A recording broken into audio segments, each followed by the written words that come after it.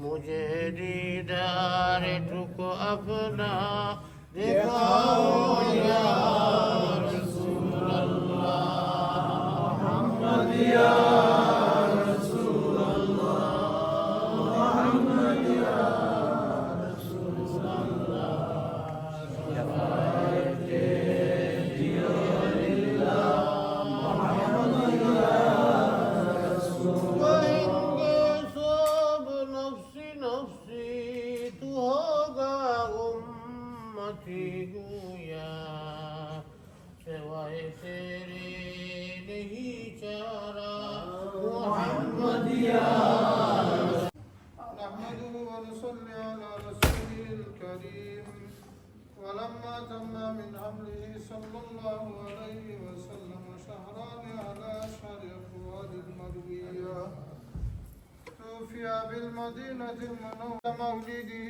آسية ومريم في نسوة من الحظيرة القدسية وأخذها المخاض فولدت صلى الله عليه وسلم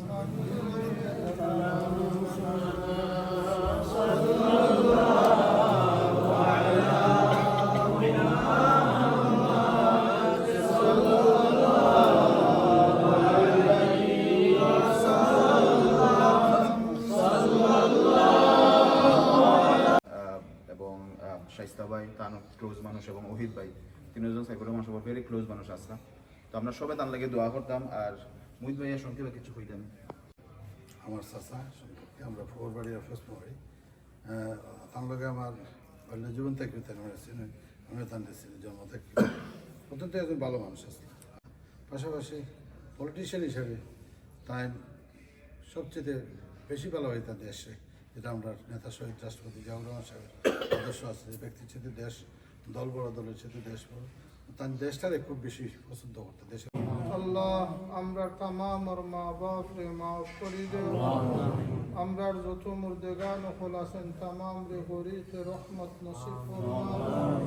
আল্লাহ খাস করে যার মিলাদ শরীফ করানি সে তোমার বন্দা জনাব সাইদুর রহমান সাহেব রে মাফ করে দেও। আল্লাহ দেশ দশ এবং জাতির লাগে অনেক খেদমত করছেন, এর বিনিময় তোমার বন্দারে নসিব ফরমাও।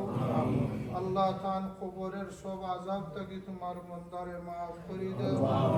আল্লাহ তোমার বন্দার কবর রে রাউদা মির রিয়াদিল জান্নাহ বানাই দাও।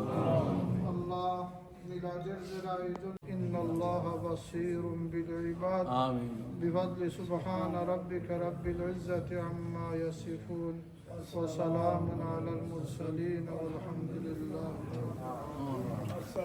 বিসমিল্লাহির রহমানির রহিম। সম্মানিত দর্শকবৃন্দ এবং সাংবাদিক ভাইয়েরা, আসসালামু আলাইকুম রহমতুল্লাহ।